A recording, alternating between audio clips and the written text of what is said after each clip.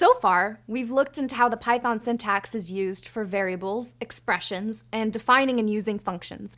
There's a lot more syntax to come, but before we dive into that, let's talk a bit about a different side of programming: style.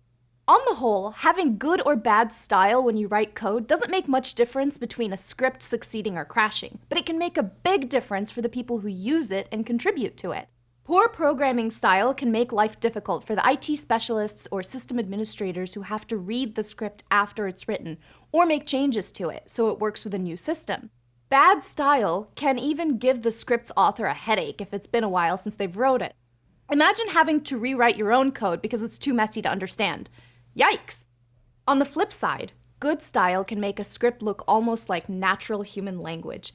It can make the script's intent and construction immediately clear to the reader. Good style makes life easier for people who have to maintain the code and helps them understand what it does and how it does it. It can also reduce errors, since it makes updating the code easier and more straightforward. And most importantly, good style makes you look cool, right? So, we agree, our code should be stylish. But what makes the style of a piece of code good or bad? Although there are no hard and fast rules that apply to every programming language and situation, keeping a few principles in mind will go a long way to creating good, well-styled code.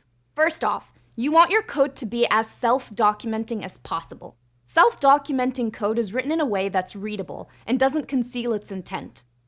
This principle can be applied to all aspects of writing code, from picking your variable names to writing clear, concise expressions. Take this code snippet, for example. It's hard to determine the purpose of this code by just looking at it. The names of the variables don't give the reader much information, and although you can likely work out the result of the calculation, there are no clues to what that result might be used for. In programming lingo, when we rewrite code to be more self-documenting, we call this process refactoring. So, how would it look if we refactored this code?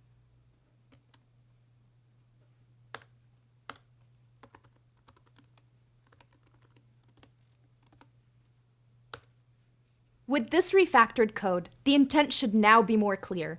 The names of the variables and the function reflect their purpose, which helps the reader understand the code more quickly. You should always aim for your code to be self-documenting. But even then, sometimes you may need to use a particularly tricky bit of code in your script. When good naming and clean organization can't make the code clear, you can add a bit of explanatory text to the code. You do this by adding what we call a comment. In Python, comments are indicated by the hash character. When your computer sees a hash character, it understands that it should ignore everything that comes after that character on that line. Check out how this looks. Using comments lets you explain why a function does something a certain way. It also allows you to leave notes to your future self or other programmers to remind you of what needs to be improved and why. Obviously, it's much easier to read your own code than someone else's, but in my job, I work on code that was written by lots of different people, and everybody designs things a little differently. This is why it's so important to comment and document your code well.